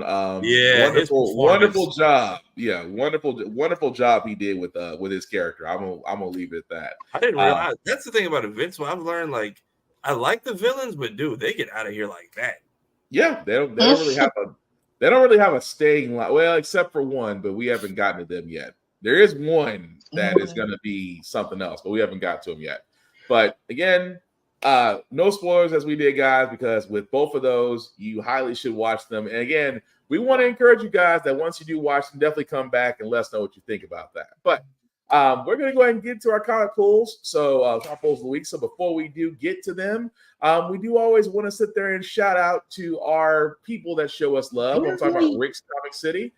Rick's Comic City, if you are in the Middle Tennessee area, definitely check them out. They have 2 locations, Nashville, Tennessee, and Clarksville, Tennessee. They are Nashville's #1 place for comics, for mangas, for collector's items, things of that nature. Definitely check them out. And definitely let them know that us here at Get Bit Podcast sent you. It doesn't get you any discounts, but lets them know because once you do walk into their stores, you basically see our handsome mugs on their television. So they show us love. So you want to show them love. So definitely check them out. If you are not in the Middle Tennessee area, guys, I cannot stress this enough. Support your local comic book stores. Support your local libraries. I cannot tell you, and I get it. Amazon is easy. Barnes & Noble is easy. The places that you can go to get books that have a Starbucks is easy. But it's just something about going to these places, especially these mom and pop places, the places that have just as many comic books, but might not be just as popular, or libraries. Whereas you see Joe is holding our favorite library card. Read the banned books. Kids who are listening to the sound of my voice, you may not know it right now, but there are people out there that are trying to make sure that you cannot read certain books. That being said, me and Joe and everybody else here at the Give It Podcast have always said, read the banned books. There is something there that you ought to know that they don't want you to know, but you'll be better for it because you do know it. So with that being said, guys, definitely check out Rick's Comic City if you are in the Middle Tennessee area. If you are not, support your local comic book stores, support your local libraries. They are the last places left. And once they are gone, you are going to miss them. Read them. As your walls.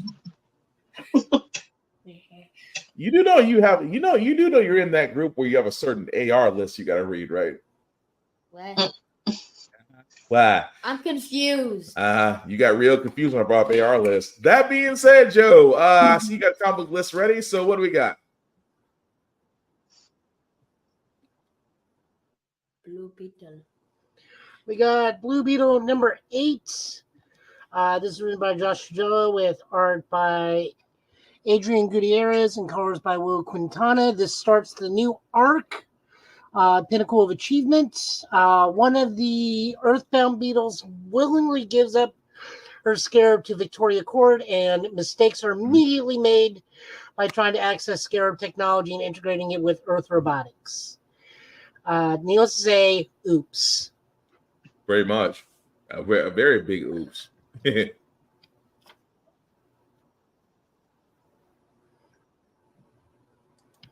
I don't think we're that delayed this time. No, we're good. We're good. Rounding it out, we get X-Men number 33. This is written by Jerry Duggan, with art by Joshua Cassara and colors by Romeo Feraldo Jr. We just get a giant, big X-Men offensive. The X-Men are still taking it to Orchis. Wolverine, we get a scene of Wolverine doing what he does best to all those poor men and women of combing the sewers. We get to see Ms. Marvel ask Dr. Doom, can we please borrow your X-Men? We need help. That was still funny. To which Doom even calls them the X-Men of Doom. It was even though Ms. Marvel gives them a different name. It's like, we need the New Mutants, and then it's just like no one wants them to be called that, please. It was just funny that Miss Marvel used logic on Doom, and Doom acknowledged it. Doom was like, I guess I must intervene. I was like, oh yeah. It's like the fact that Miss Marvel has figured out how to basically get Doom to do what she wants. That's an accomplishment in itself. From a guy. Well, I think it's also to a degree that Doom respects her. Yeah, that's true. Although at the same time, he said that they're still using Reed tech. How it's below me. I was like, that man's hatred for Richards will never die. I also like the high five she does with Volgag. She would Volgag and immediately burns herself. It's like, the man's fists are perpetual magna. Why would you think anything high-fiving that man was ever a good idea? That was still funny. It's like high five and hand on fire. It's like, just yeah. But no, it was a good issue. I did dig it. And Wolverine is also low-key hitting on the Lightning Lady. I thought that was hilarious. Like, you got to keep trying to recruit me, Logan. It's not going to work. It's like all X-Men members have said that. Oh no. That man was determined. Yeah. Oh man. But no. Fantastic issue. I'm going to miss it because I think the next issue is the finale before the reboot happens. What's your question, Chad? Is this connected to Fall of the House of X? Yes. Okay. This is the finale of it. Like, next month is the final issue, Chad, and then all of X-Men reboots again. Pretty much. So this is their overall crossover that's wrapping up. I was watching a 7-hour recap of what happened. Did you say you're watching a 7-hour recap? That sounds about right for Link. Where do you find 7 hours to? You know what? Never mind. What else we got, Joe? On YouTube. On the YouTube. No, so there's a 7-hour. There was a 7-hour recap of One Piece. So I mean, I'm trying to figure out, where do you find the time to watch 7 hours of something? The fact you said with a straight face is just mystifying and confusing at the same time. But look, Lord, children have better time management than we do. It's called summer vacation. It's called not having a. You know what? Let me leave it alone. It's called not having a job is what that is. But anyway, thanks, Joe, for that. I appreciate the comment polls of the week. So as we wrap this up, guys, again, I do want to thank everybody that liked, that watched, that let people know we're live. We'll certainly appreciate that. As we're wrapping up, guys, I do always want to allow people to really put themselves out there. Lizzie, because you're new, we're gonna throw you to the fire first. So do you want to let people know where they can find you and what you're about? Yay, fire. Sorry. No, but you can find me on Instagram. That's where I am most of the time. I'm Lizzie Collins Love. I'm also on Facebook. You can find me at Anime Ink Art. I'm the owner of Anime Ink Art. I have a brand. This is the one of the sweaters right now. I have Shopify store, Redbubble store. I do art. I also highlight other Blurred creators, have a IG live show called Anime Ink Art Live Talks. Actually, you're gonna be on the show soon, so yay! And that's basically what I do. You know, I just be on the internet with positive vibes and content. So that's what I do. Nice. Yes, I will definitely be a guest, coming guest on your show, and I'm definitely looking forward to it. I'm sorry, what? Can I be on it? Depends. I think you're due for a baseball game, aren't you? When? The same day. When's that day? Monday. When's Monday? Which Monday? Because When's Monday? I'm not gonna be here next Monday. We know. Safari, you want people to know where they can find you? Yes, I'm officially here under this name on all platforms that still exist for now because TikTok and X are hanging on by a thread. But I also post on Mondays because Mondays are terrible, and I try to make them a little less terrible. So you can find me doing all kinds of skits, rants, long and short form content of all kinds. Current video out is about the state of the anime industry and how we have basically let Crunchyroll become the new empire. So you can find me complaining about that. I also do the editing and behind the scenes work for Blurred's Eye View.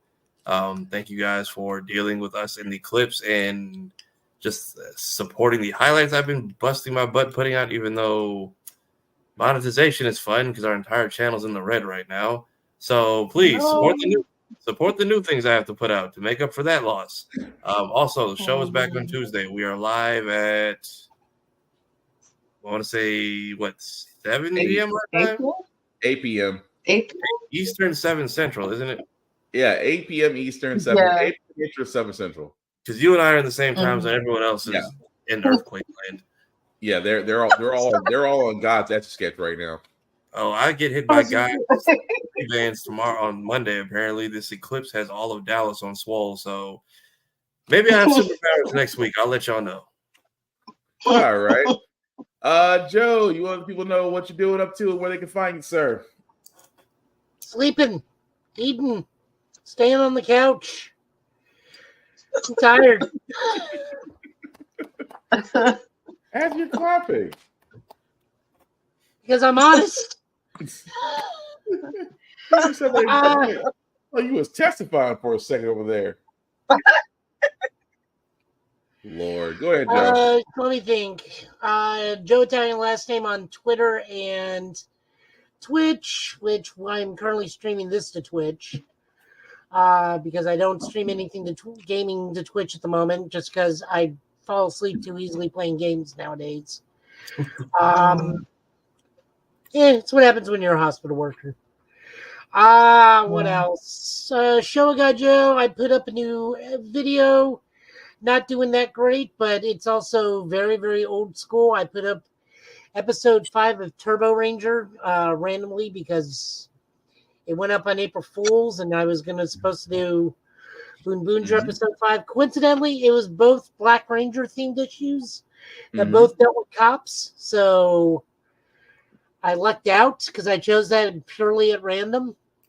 Nice. So we get to see Super Sentai from 1989 and all of its hilarious glory, where the monster's whole purpose was let's turn everybody into samurai. Mm-hmm. And then let's go after a little kid that has nothing to do with this story whatsoever. And it's like, right, it's Showa era. That means half these episodes deal with a little kid that there's nothing on the plot whatsoever. Yeah. God, I hate kids.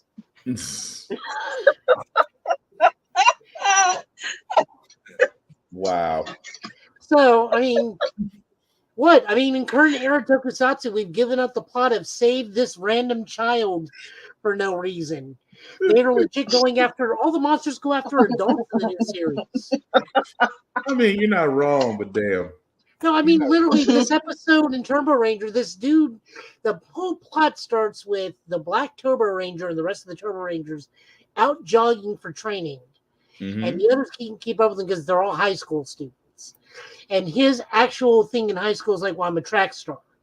So I just like running and I can run alone.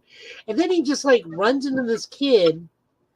And then he ends up like running with the kid on his back the whole time. And at the end, it's like, I should have run with you guys to begin with. This whole time, it's like, none of this story in the middle was a plot that showed that you needed the team to be with you. Like, they only appear in like the last 5 episodes of the episode. Like, where did you learn the lesson while piggybacking this child? That's fair. But Show Guy Joe, sir, is where you can usually find his episodes. What about the streaming side? Are we still on the climb in Street Fighter 6, or have we stuck to Final Fantasy? No, now I'm just doing Helldivers and Tekken. I don't like some of the balance patches they did in Tekken. I had to find a whole new like wall combo route because the normal route doesn't let you do the wall grab anymore with Dragunov. Oh, they murked it. They've nerfed it. What else? TikTok, which is also holding on by a thread, as Tafari said, where I got more views by splitting my Turbo Ranger episode into 2 parts. So there's that. I don't agree with anybody or say anything on Twitter anymore. And that keeps my algorithm nice and clean because that means it can't like, let's show you some posts about politics. Like, no, I'll not say anything and disagree with all these. You've learned to stay out of the dark place. I do not have a dark place. Like, all my stuff just is easygoing.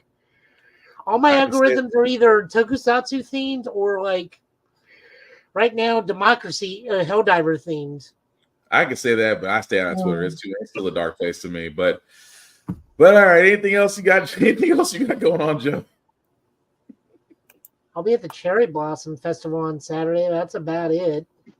Nice. I got my hands full for that. But thank you, Joe.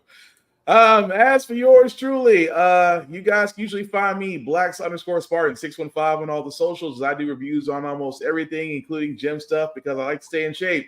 Let me actually get the link because we forgot to put that back up. So the link at the bottom, I'll make that a little bit bigger for you guys to find. If you copy and paste that link into your browser, we'll take the link tree. There's YouTube, Facebook groups for all the podcasts. How the we got here, get bit, of course, on this podcast. Like, share, subscribe, let people know about it. We cannot do this without you. I stress this heavily enough because as much as we love to talk about this, people come up to us and tell us they love the show. We cannot do this without you. We're not asking for donations, guys. It's simply just liking and following and letting people know that we're live. A like and a share and a follow costs nothing but just a microsecond of your time. But we are grateful for everybody that watched, that liked, and are still hanging with us. We appreciate you tremendously. Aside from that, guys, I do want to talk about Blurred Station. What is Blurred Station? I keep bringing about Blurred Station because, again, we've always wanted something of our own that was similar to Netflix, except it wasn't going to try to take content, it wasn't going to raise prices, and above all else, wasn't going to give you junk.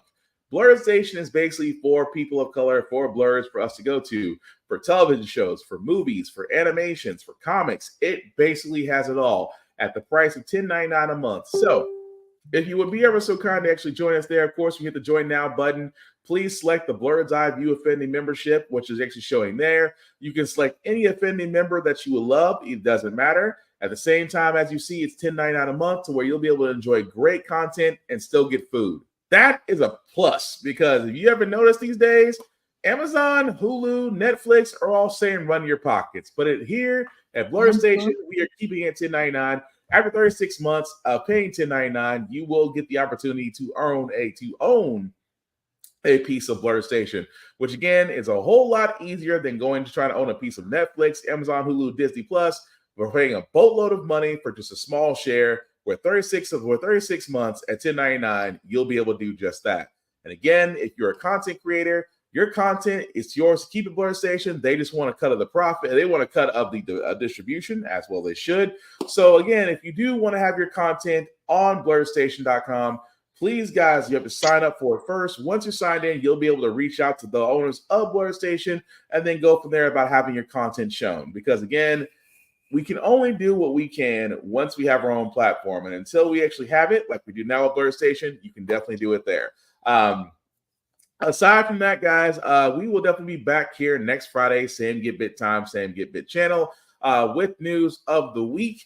And hopefully be having some better news because, like I said, Phil Spencer, don't tease us about Gears of War 6. I'm so serious. But as we wrap this up, guys, we wrap this up. Lizzie, Tafari, Joe, any last words for call tonight, people? Hang on. Just have a good weekend and take care of yourselves. Tafari? I will see y'all whenever the gods are done blocking out the sun. Dang. Joe? I think Ghostbusters is taking its promotional material too far. We had lightning strike to the Statue of Liberty. There's an earthquake in New York. A cold front moving in. I want to know how much more we're willing to put in to this promotional budget. I knew he was going to say that. Okay. I knew it. They're taking the sun next. Yep. The sun. I forgot. We're taking the sun. We will do anything to make sure we make more money than Godzilla next week.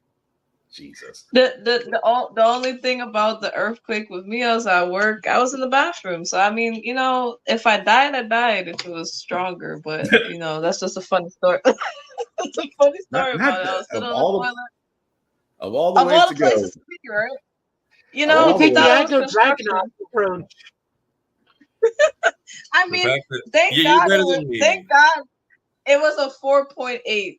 Which is crazy to say, but it's just like, I can't move. I'm doing my business. So, at least it shakes for 50 seconds. I mean, I die. Listen, I die.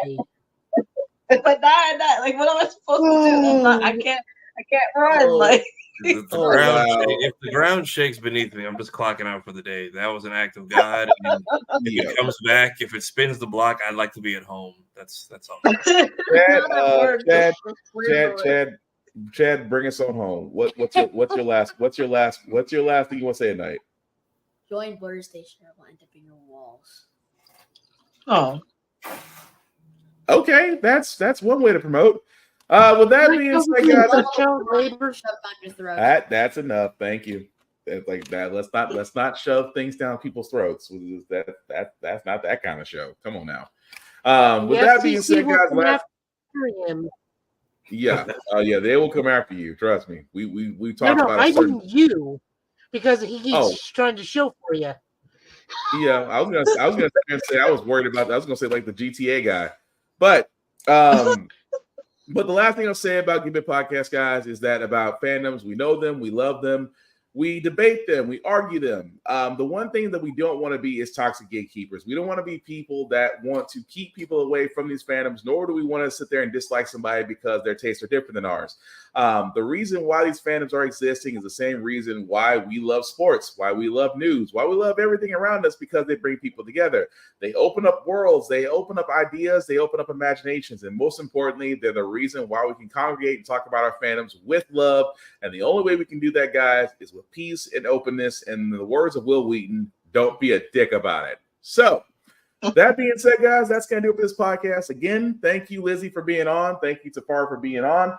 But aside from that, guys, we will see you next Friday. Aside from that, take care of yourselves, take care of yourselves and each other, and we'll all get through this. Peace. Cheeseburger.